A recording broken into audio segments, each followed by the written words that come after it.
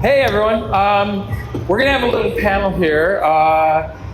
This is kind of exciting. I don't think we've done any biohacking and just training tip panels for a long time. So I have some like really special people who are like really cutting edge in what they're doing right now. So we're gonna have a little quick discussion where I ask some questions and then I'm gonna open it up to the floor. But before I do that, let me have everybody in the panel introduce themselves. So starting on the ladies' side of the panel, tell me who you are, what you do, what you're doing, and we'll go from there. All right, hi, I'm Sydney Scott, on socials as Bombshell with a Barbell, and I am 47. I'm currently involved in strength sports, but I like to have fun with my fitness, so I blend a little bit of my nerd obsession into my workouts and to my training. Thank you very much. My name is Dr. Grażyna Pajuman, and believe it or not, I am PhD in electrical engineering. So what am I doing here, right? I am actually started with helping people to reverse their biological age. So I am 74 this year, and my biological age is 58, and when I put it on the scale, I'm 45. So how old am I, right? And this is possible. Everything is science-based. We can reverse the age. We don't need to get old. Our body can rebuild itself, and this is what we are doing. So if anybody needs help, that's what we are here for. Thank you.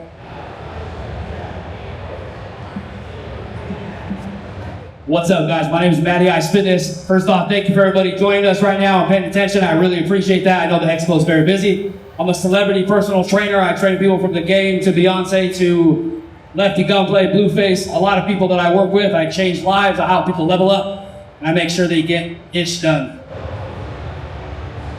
Hi guys, my name is Fawcett, LA-based trainer, A-list Hollywood CEOs, busy, successful people. Can't drop names, we got NDAs, I get sued, but I don't do it like Maddie here. But yeah, help people change their lives and get them in top shape. And we are here to share some knowledge on how to get you in the best shape of your life. So first off, I want to start out with the doctor over here about some tips and tricks. So you've done a lot of work in reverse aging. What is the number one biohack you would give people for reversing aging? Very difficult to say number one, because this is the whole system, and it's not possible just to maybe eat correctly without exercising. It's not, if you have the mindset incorrect, then there is nothing you can do. So there is an entire system. However, I worked with people who have very good mindset, who eat correctly, who exercise, and they have still problems with joints because there is a degeneration of connective tissue. We simply are losing certain components of connective tissue, and if we do not put them back to the body, there is no way to rebuild it. So I would say rebuilding connective tissue is number one. Taking care of your gut is number two. Combining it with suitable exercising and hiring the coaches, that's number three, and also for women, hormones. But the most important for me when I work with people is to encourage your own body to produce these components that your body needs to rebuild itself instead of putting everything from outside. This is what I found the most important in my work. Very good, interesting. So I'm going to go down to Bombshell. Do you biohack? I do. Actually, I love to be really in tune with what's going on in my body. So whether it's getting my blood work done, looking at, like you said, your hormone levels, super important, especially as you're getting older. And then I've been reading, if you've ever read the book Atomic Habits, there's a lot of good, I don't always come from a medical background, medical standpoint, so it's something I'm still learning a lot about myself, but as from a mental standpoint, just making those micro improvements, whether it's in your diet, your sleep, your hydration, all of those things really help to, keep you young, keep you capable to do the things you want to do. Also, having fun, approaching this with like a fun mindset, we talked earlier, is like super important as well. So those are like my favorite biohacks. Excellent. I'm going to go all the way to the end of the panel because I want to get him before I get Maddie over here. So one of the things that Spas has been doing is traveling to some of the legends in bodybuilding and just spending a day with them, sometimes 2 days, just learning all the tricks and tips and Not that. yet. Yeah. What I want from you, Spas, is tell me a little bit. I want everybody to understand biohacking from especially what you learned from Robbie Robinson and how he biohacks, because this guy's been biohacking before there was such a term as biohacking. So tell me what you've learned through working with Robbie. So, day 2, I moved to LA. I got my membership at Gold's because it was my dream to train with all these legends. And then along the way, one of my secret passions was to get educated by the OGs, whether it's Frank Zane or Robbie Robinson or Lee Haney, Charles Glass. And I used to keep it for myself, but then eventually down the road, people would ask me, hey, why don't you share it? So I started filming it. And these guys look amazing for being 60, 70, Robbie's turning 80 in less than a year. And the guy looks like he can step on stage today. And it blew my mind how simple it is. Things are simple. These people, the legends, are consistent with their habits. They eat clean, they train right. Robbie, for example, he does hyperbaric chamber 3-4 times a week without a miss. He does glutathione IV drips for decades. And I haven't seen him cheat ever, and that's his claim to fame. He's never had a burger or fries or a glass of wine. And that's the reason why his body is being built the way it is. If you're feeding the muscle only the best building blocks, why would not that body look incredible?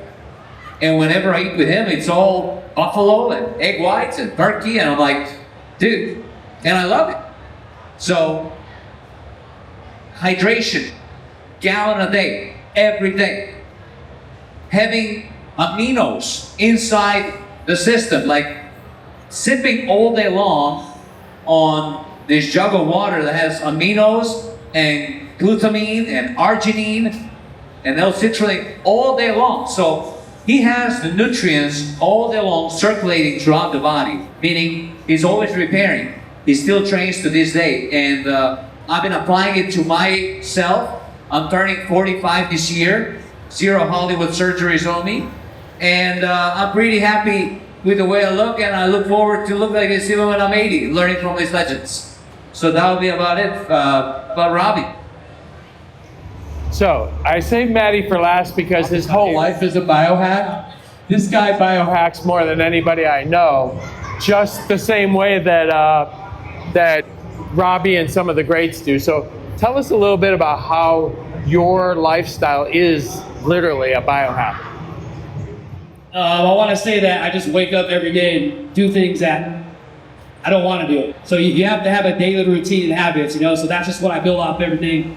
And bodybuilding allowed me to be disciplined and stick to my macros and do what I need to do to be in a certain position, At the end of the day, you can't go based off of your feelings. That's how I do it. I'm all about habits and routine and building a routine that you don't miss, you don't break, and building those habits so you can be aligned with the individual that you want to become. At the end of the day, when people ask me how you're feeling, they don't really give a shit, to be honest, because I'm still going to get shit done no matter if I feel like shit or not. Excuse my language, but if you want to be certain successful in life, you have to do things that you don't want to do and that others aren't willing to do.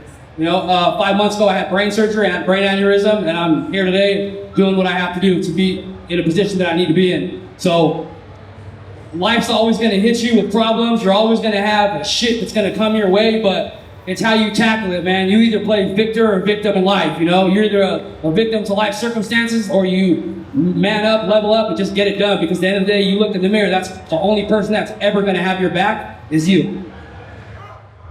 Absolutely. But when you think about it, your discipline and your, I mean, just how meticulous you are about macros is a biohack in and of itself.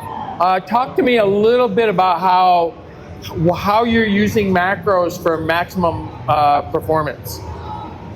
Okay, so but basically when it comes down to the body, right, it's everything's scientific calculated, right? It's a science when it comes to like macros, carbs, and fats. Especially being in the competition world, you kind of learn that when you go depleted for so long. You have a little bit of sugars, your insulin spikes, your veins come out, you know. So it's all about timing with what you want to do, you know, making sure you're eating every 3 hours so you can speed up that metabolism, so your digestive system works good, and your body's constantly moving, you know, and having a certain amount of macros too, not necessarily a pound per body weight, because a lot of people say you eat a pound per body weight, but I like to go based off of the lean muscle mass you have. So the pound per body weight of the lean muscle mass, because if we give you more protein than your calculated weight, it's going to be go over as fat. You know, you can always spill over. So I like to tell people, whatever your weight is, you know, go to that gram of protein, have carbs pre and post workout, you know, so you can fuel and recover from your workouts, and the rest kind of just go protein and veggies, you know, and that keeps you a clear state of mind. It keeps your conscious and mental clear as well. Sometimes I even like to wait on eating in the morning because I feel more alert and aware when I'm kind of fasted state.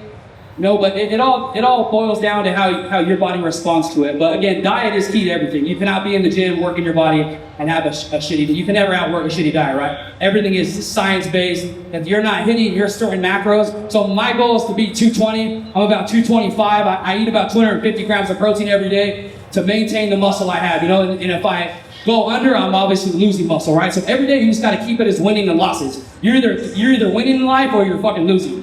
You know, and you just gotta stack your daily wins. Sorry, Professor. You just gotta stack your daily wins every day in life. So I'm me. I'm authentic. Sorry, guys. But you gotta just stack your daily wins every single day. You know, no matter what. Don't look so far ahead and go mill by mill. You know, don't just look at the outcome goal. Go mill by mill, stacking wins. That keeps you in a positive mindset and wants to keep you going. Sydney. Add some You caffeine to it, it's over. are always posting a lot of fun snacks and treats, but yet you're really, really disciplined about both your training and your eating. What are some good, I still call them biohacks, but what are some good biohacks of some fun things to eat and desserts? So that I can get something that tastes like I'm cheating, but I'm not. Because you do that all the time and you're really a master at it. Sometimes I get so jealous on the Instagram, I'm like, I want that right now. She doesn't live close, because if she did, I'd be there. Well, you know, I have a sweet tooth. You know, I would like to say it's a family trait. All the women in my family, we are, you know, definitely tend to want a little something sweet towards the end of the day. I do try to keep in mind, though, that I have a goal. So I want that sweet treat to have, you know, if it's close to my training, like Maddie said, I want it to have some carbs. I tend to get those with a lot of fruit versus, you know, other sources. Like I think fruit is, you know, nature's candy. So a lot of times it's going to be fruit, or I'm going to blend, like, I hate to be one of those people, but I am. Like the cottage cheese, you can make a lot of things out of cottage cheese, you know. You can make it savory or sweet. Also Greek yogurt with little honeys and fruit. You know, I also like to go on TikTok and just look, like, what is a replacement for whatever it is I'm craving? And I'll try to make that. I use like PB Fit instead of peanut butter to kind of keep my fats a little lower, just because, you know, I do want to be mindful of my calories, but, you know, sometimes that chocolate peanut butter combination, like, yeah, Maddie knows. Like, his bars are amazing. So, They're too good, that's the a problem. plug for Maddie.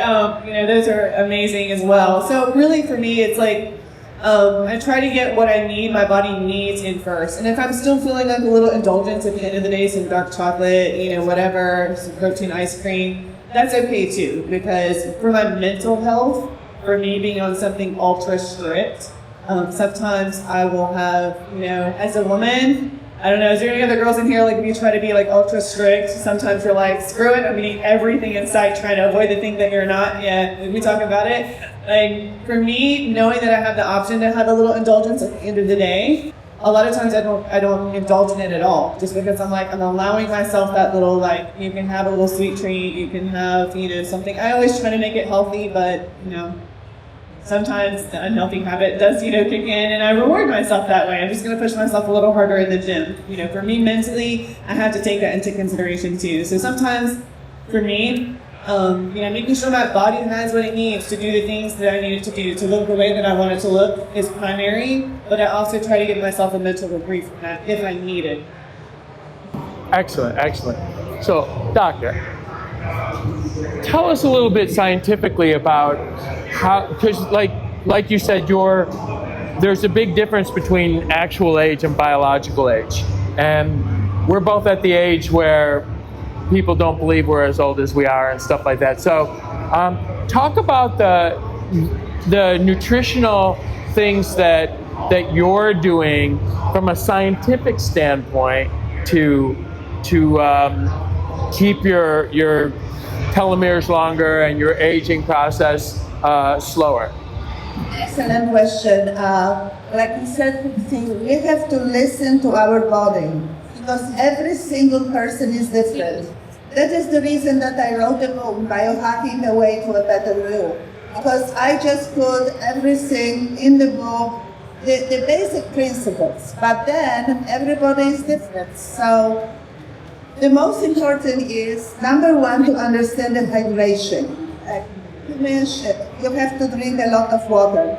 But who knows the people who are drinking a lot of water and they are all the time dehydrated? Have anybody met those people, right? So why? This is the reason why. Because we are losing hyaluronic acid. Hyaluronic acid is a molecule that attracts 1,000% of its own weight of water. So when we lose it, and when we are 60, we almost don't have it anymore in our body, then no matter how much water you drink, the water just goes through you and it doesn't hydrate your body. Now, people are buying hyaluronic acid, but they don't know because the manufacturer will not tell you that those molecules in those hyaluronic acid supplements, what you're buying, are too large for your body to absorb. So would it be a cream that you have a hyaluronic acid? And would it be a supplement doesn't get inside, because it doesn't matter what you take, but what your body will absorb and utilize, So this is the next thing, which you need somebody who knows which supplement to take and why and whatever you need. People are taking a lot of different supplements. They don't know even if they need them. You said you have to keep to principles, stick to principles. You rebuild your connective tissue, you rebuild your gut, you take care of your hormones, and after this you test, and you take the things that you need. And so this is the most. Now, as far as the food goes, again, there is so many, that's why one of my chapters in my book is about nutrition, because some people maybe keto diet is perfect for them. Another person would kill for the vegetarian diet, and there is not one fits all, and you have to understand what you are doing, because you can hurt yourself in both cases if you don't know what you are doing. So you have to listen to your body, you have to get education, you have to know what you are doing, and then follow this. I have my routine. And I tell you, the doctors, they say, what? You don't have any medications? No, I don't have any medication, and I'm not planning to have any medication, because medication will destroy me, right? So this is what we do. We just step by step. Don't try to start with everything at the same time. Just improve on one thing and then go to the next. And have a guidance. We are guiding people. We meet with them every month to find out how is your progress and what is the next step, right? And we work with professionals. I am not going to train you about fitness, right? Because I am not qualified in that, although I was running hurdles and I know something about it, but not enough. But I can work with you on things I know, and then I will refer you to people who know fitness, right? Or other stuff. So we were all together, and we achieved. And I tell you, none of you need to get old. What about if every year you are getting 1 year younger? Who is for this program? Instead of going 1 year older, 1 year younger.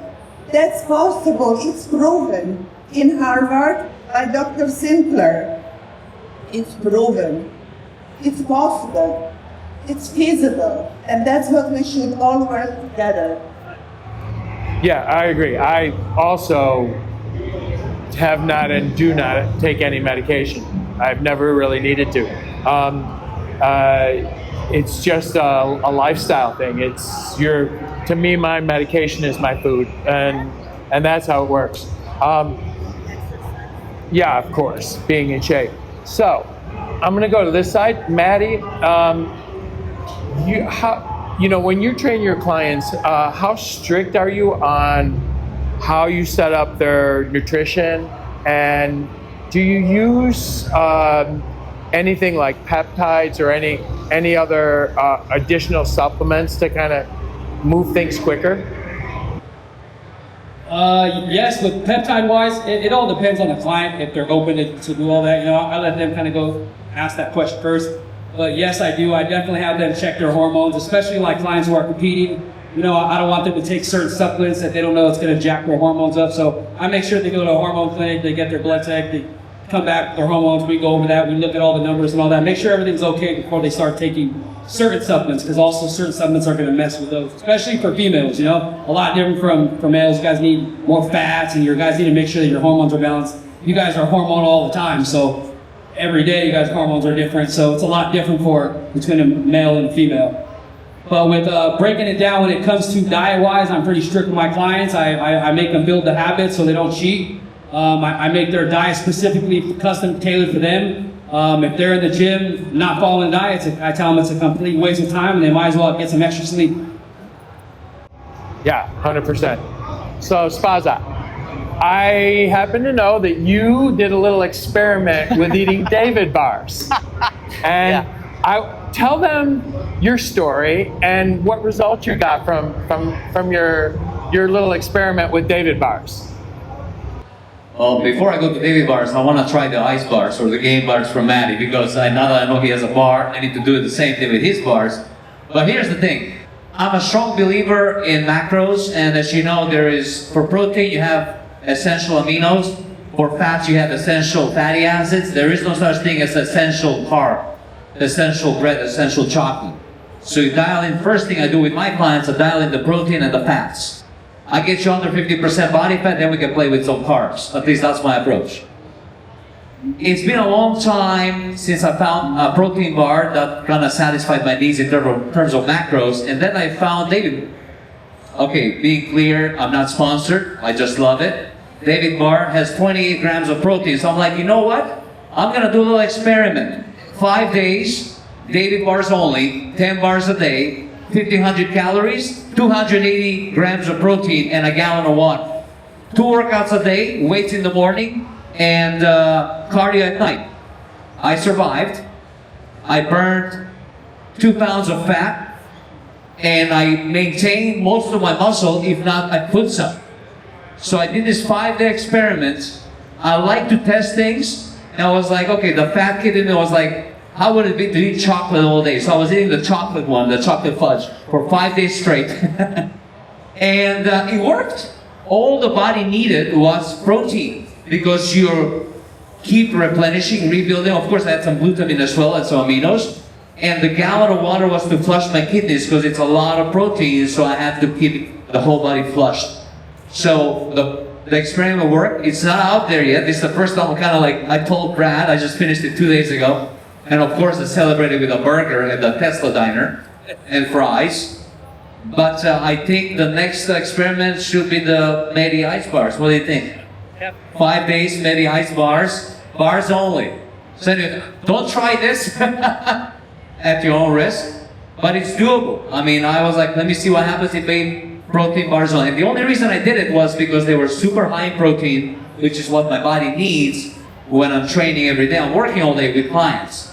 So it was 200 grams of protein every single day and a gallon of water. Super low in fat and super low in carbs. It's like every bar has 28 grams of protein, 4 grams net carbs, and 2 grams of fat. So it's like you're dieting for a competition. So I was like already on a 2,000 calories macro diet for 2 months, and this was just down by 500, which is when you're dieting, cut down 500 calories a day. Next thing you know, you're doing like a little mini cut. So that was the experiment, and I can say I survived, and I actually looked better by day 5.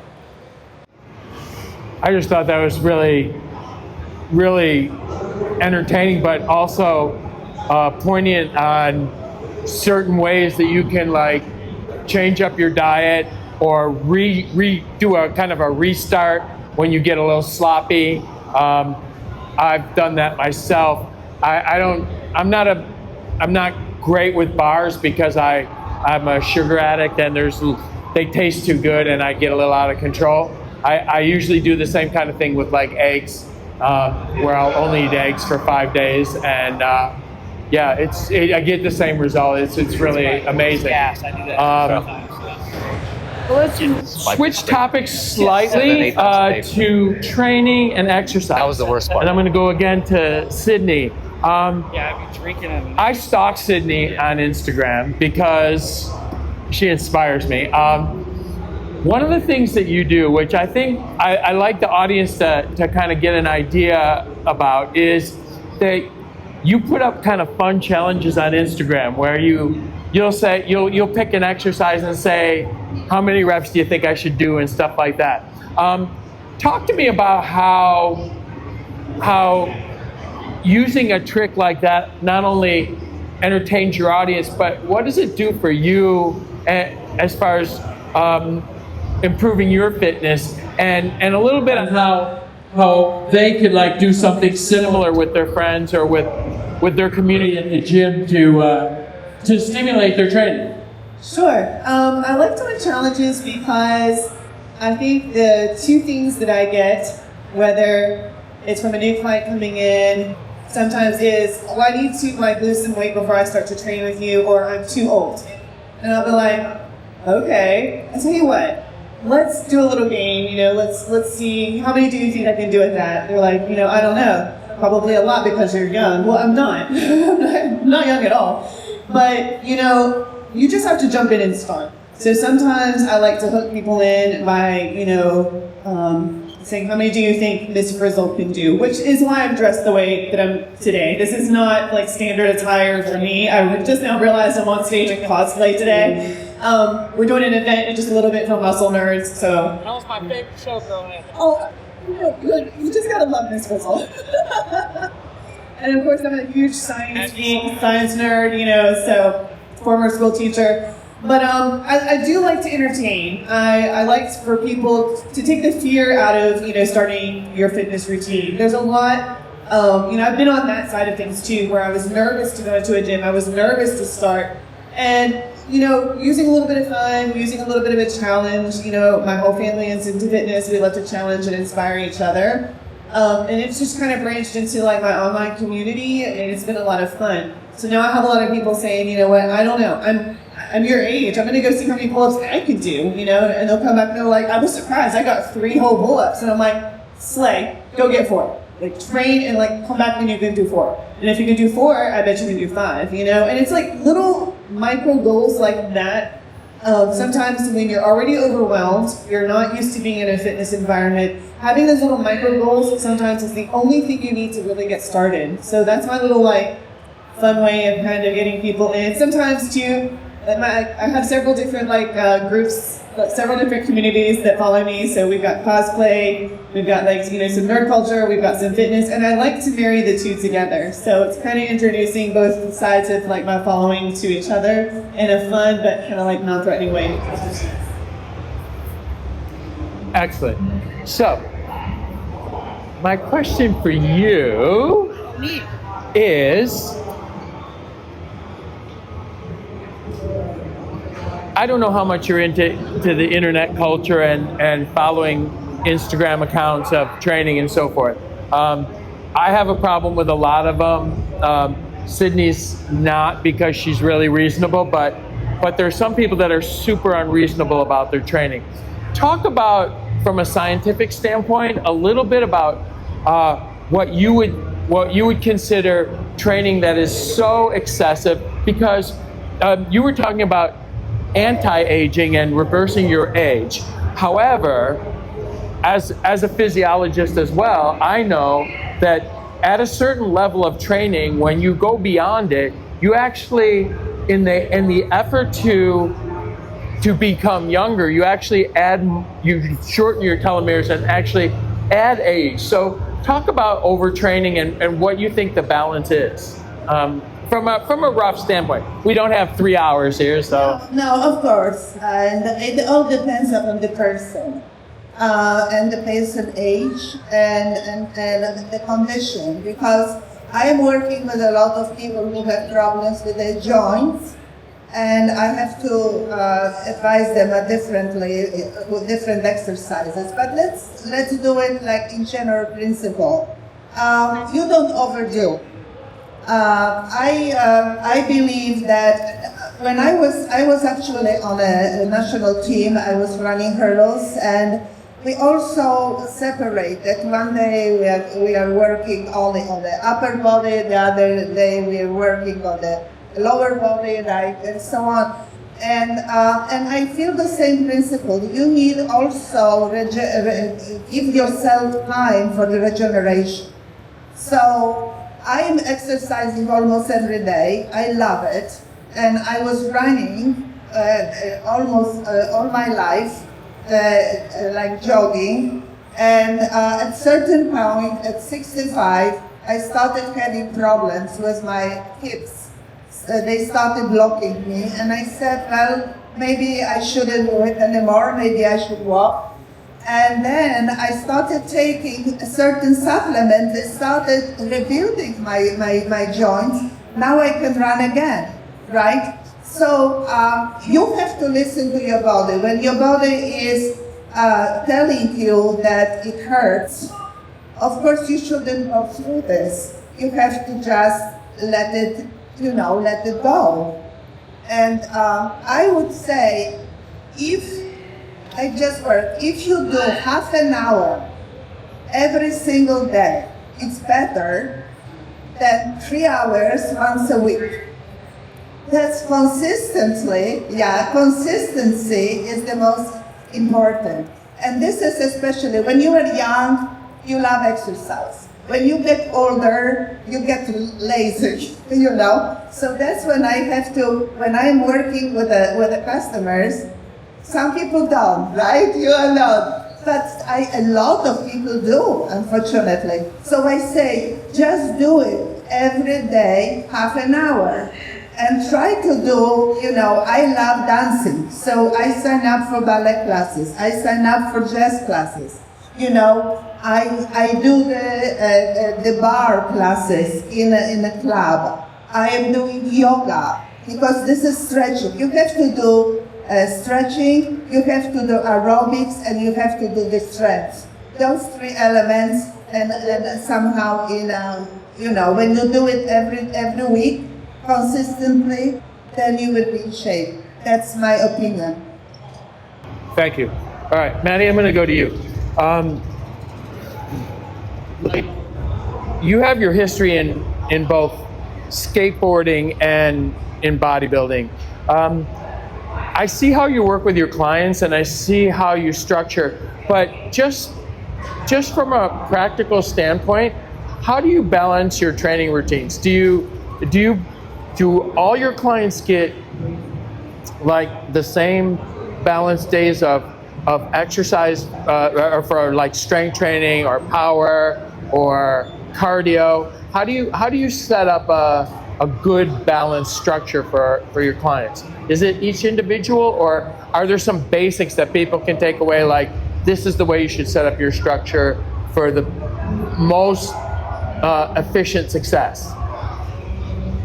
Yeah, when it comes down to that, most people are kind of tailored a special program, but there also is basic movements that you guys can do to start off. So like new people, I kind of put them with the new people, you know, when we work out, and I kind of have them do the basic movements. I don't have them super set nothing. I don't want to pre-exhaust them too much and scare them away from the weights, feeling lightheaded and dizzy and all that, you know, like some people do when they first start working out. So I kind of put them together, you know, the advanced people, elite, beginner, moderate, you know, so that way they're all at the same level and they all can motivate each other. If I have a regular individual with an athlete, they're going to feel uncomfortable with the athlete, you know, so if I put two regular individuals starting off working out, they're going to feel okay, they're going to motivate, like, oh, you did that way, I'm going to try that way, you know, so it keeps everybody going, you know, so, but when it comes down to like specific goals, diet's different, cardio's different, training's different, because you can always overwork your body on everything you do, and I don't want to have certain clients do that stuff. So everything is, don't ever do, if your diet is not 100%, do not go on the cardio machine. You know, don't even go in the gym. You guys got to make sure your diet is 100% first. That's what I preach before anything at all. Make sure your diet is 100% so you can have the fuel, you can have the energy, and you're not burning muscle going backwards. Because there is this thing called catabolic state. You're going to be burning muscle off your body, you know, because your body's going to pull from somewhere to give you energy, and if you don't have the protein, the carbs, you're going to use the muscle you currently have in your body as energy. So everything is tailored, but again, there's basic movements and there is advanced and all that. So yeah, I guess if that answers the question, Definitely. So Spaza, you also come from a slightly, we were talking earlier today about that you came from a cycling background, and you had, because your main focus was cycling, you didn't work your upper body as much. And if you go on your Instagram and your website, you obviously see that you're pretty ripped in your upper body. Explain a little bit about what it took to, once you decided to convert from just cycling into full body work, what it took for you to build your upper body to balance the power in your legs. So my foundation is in cycling. I'm originally from Macedonia, Europe, and I was a national cycling team, also a national champion in juniors. You don't need an upper body in cycling, especially I'm a climber, so it's just gonna weigh you down. It's called gravity, pulls you down. So all I focused on was building my legs, and I was pretty scrawny upstairs. Once I moved to LA, I was like, well, it's time to build a whole piece, and the missing piece was the upper body. So I put my legs on hold for 2 years, and I just focused on the upper body. Of course, correct nutrition. And after 2 years, my upper body finally caught up with the lower body. I'm like, okay, now we can train the legs again. So I'm very functional, whatever, including myself. If I need to train for a certain thing, I train for it. And then some clients, for example, I'm training this actor, he was supposed to run in the movie, and both of his knees are shot. So we just had to be, and I had to train him to be able to walk fast and then eventually to run. And he even did some biohacking, like we got some, of course, we're talking with bigger budgets, so he was doing the exosomes injections that are used in NFL. They're like 10 grand an injection. But we did all the training, we did the, what's that guy, knees over toes guy, we did walking backwards on a treadmill and all that stuff. And within 6 months, the guy was actually able to run. So I'm all about function and of course looks as well. Once you're done with a certain project you're working for, I say, you know, build a whole piece. You want to be fully balanced. So yeah, there's one thing I want to encourage everybody to look into. It's called lifestyle. You cannot beat lifestyle. There's no hack. There's no shortcut. Make it a lifestyle and you'll be the healthiest you've ever been. And nothing beats whole foods. We're all trying. This whole expo is about supplements and stuff. It's all about whole foods. I found out that the best hack, the best biohack, is eat the real food. And that's something I've learned from all the legends of bodybuilding. You eat the real food first, and then They're called supplements for a reason. You supplement with the rest. So build your body with the foundation blocks, and then we have everything else. Absolutely. Do we have a microphone so we can ask questions, or I have them. Let's grab this one. Does anybody have a question out there for anybody on our panel? Any questions about biohacking? This is the person that wrote the book on it. Go ahead. I have a question about your guys' opinion on caffeine intake. What is the upper limits of caffeine intake for the average individual? That's a good one. I'm going to go to the doctor first because everybody's going to want to hear what she says first. Caffeine intake limit. How much is too much? And how much is within the range? According to my opinion, if you take 1 cup of coffee every single day, it's fine. And if you take more, then you have to listen to your body. People can tolerate 3 cups. Some people, 1 cup is too much. So you have to listen to your body. But if you are safe with 1 cup of coffee in the morning. And I would also ask Mr. Brad Bose to answer that in the way that there are so many new products out with adaptogens and different things that can carry you through your day and give you energy that are naturally sourced.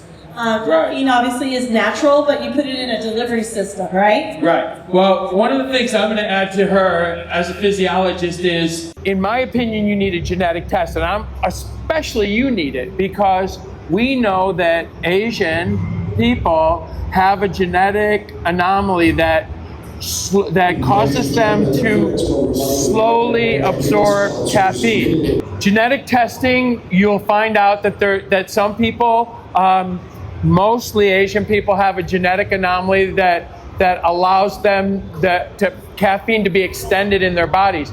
So a cup of coffee for you might extend for 7, 8, 9 hours, where other people assimilate caffeine much quicker. And that in itself is a problem because if I assimilate caffeine quickly, I may be in the middle of my workout when that caffeine crash comes, and it metabolically changes your ability to maintain the level of performance you need to in a workout.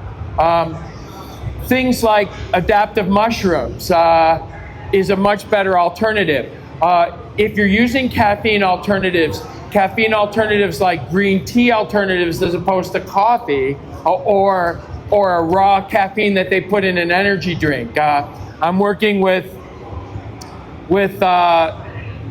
Otani right now on a drink called Synchron, and his pre-workouts and post-workouts don't have any caffeine at all. And I've been testing them for several months and get a better response from that than I do a caffeine drink.